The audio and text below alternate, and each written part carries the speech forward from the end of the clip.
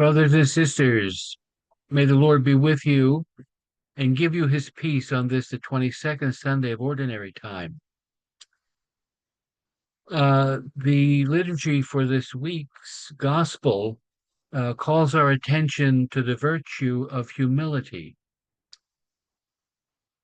You and I both know that humility is the basis of all the virtues. It's the pathway to true wisdom as to how we think and act and find ourselves in society. Humility calls us to turn our lives over to the Lord, uh, teaching us that love is experienced in giving rather than in receiving. That it's wisdom of humility that makes us better listeners than takers, and that God becomes the center of our hearts, the dwelling place of those who love him. Our centenary celebrations of Franciscan life, we've been celebrating those during these past years, even presently, the Rule, Greccio, the Canticle, Stigmata, and the Easter of St. Francis.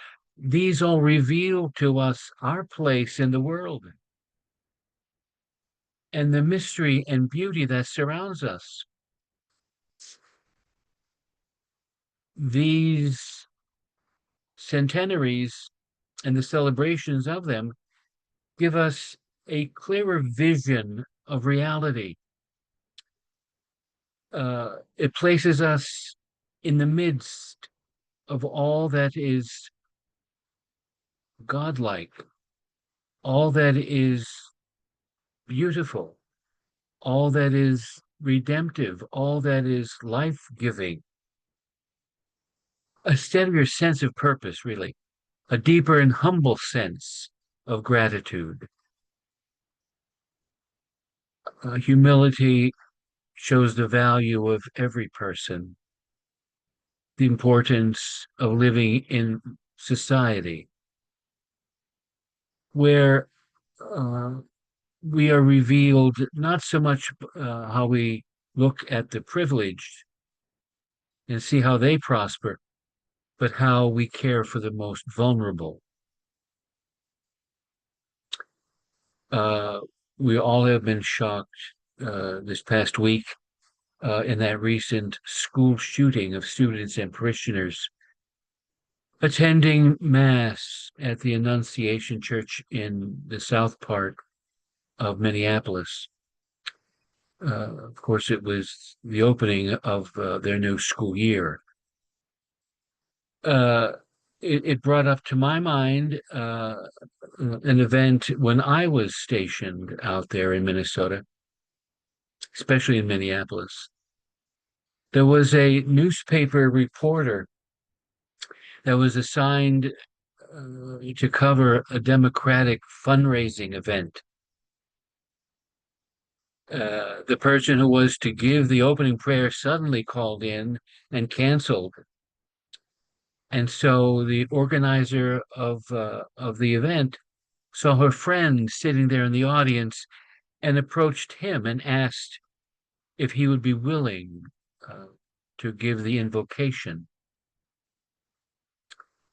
He gave several reasons why he declined. One was that he said that he was not skilled in the art of public prayer.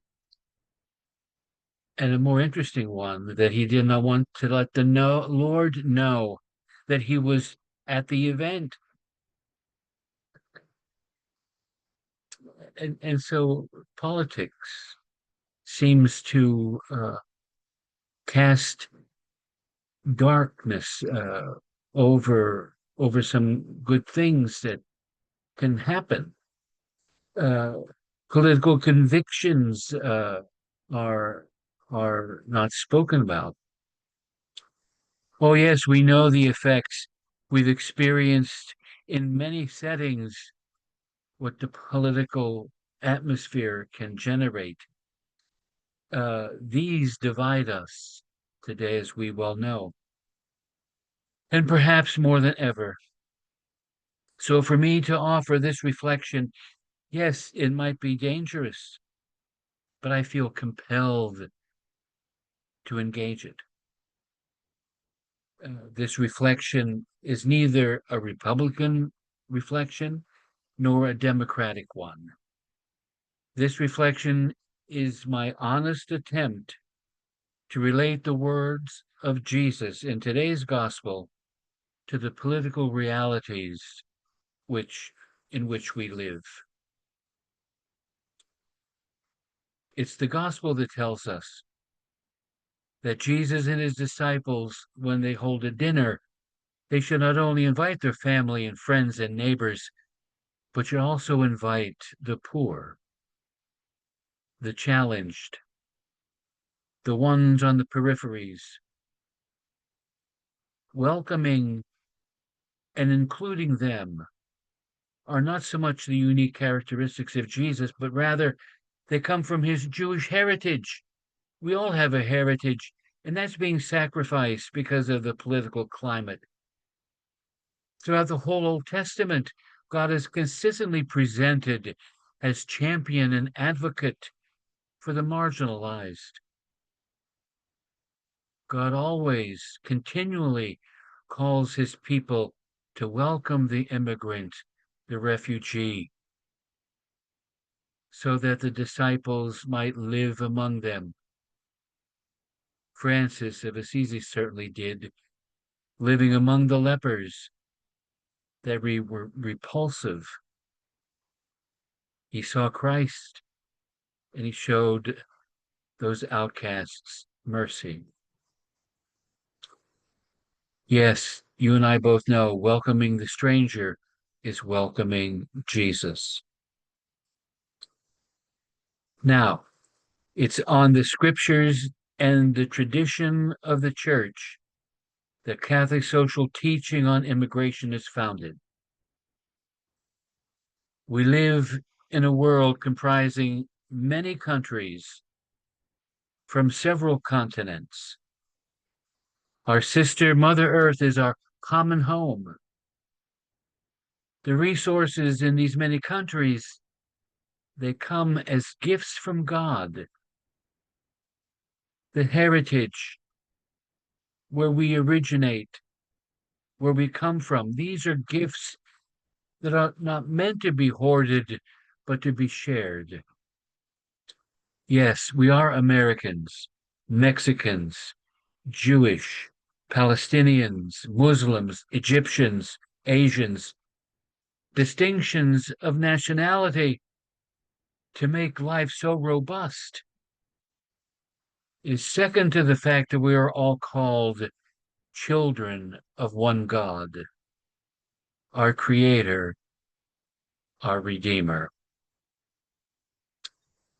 And so it's upon religious foundations that Catholic social teaching insists that every country needs to implement two fundamental duties that cannot be ignored.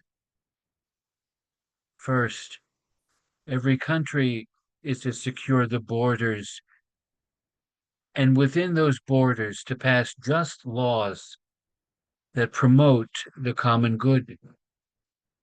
And second, to welcome the foreigner with charity and respect for their dignity. We have sisters and brothers in fraternal life living on the southern border, and they minister Franciscan mercy and hospitality daily.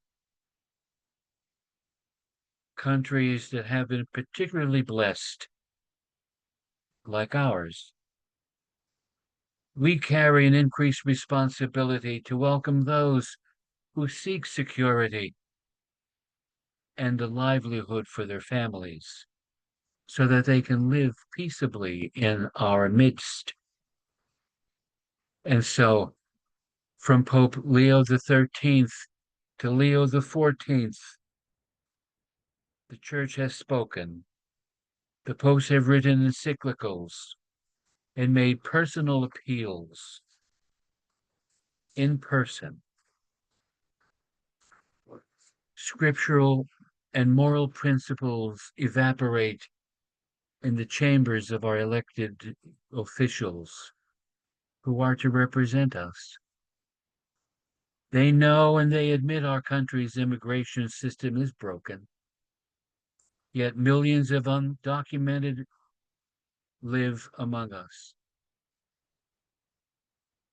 The United States Catholic bishops have long advocated for immigration reform. Firstly, that a path to citizenship for the undocumented living here, and secondly, to preserve and strengthen family life, family unity as a cornerstone of our national immigration system. Also, to provide legal avenues for the low-skilled immigrants to come and work here. Again, for these reforms to restore due process for those caught up in the system. And lastly, to promote efforts that will address the root causes of migration, poverty, and persecution. And so, brothers and sisters, gospel humility is living as Jesus taught, modeled for us by St. Francis, making us aware of who we are before God.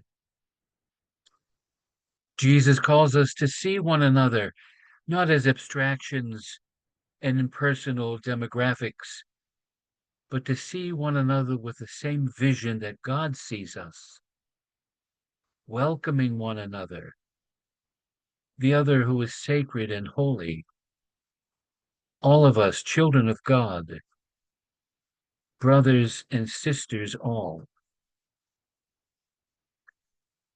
So these days, let us live our rule, seasoned with the Beatitudes, as we live the values of the kingdom.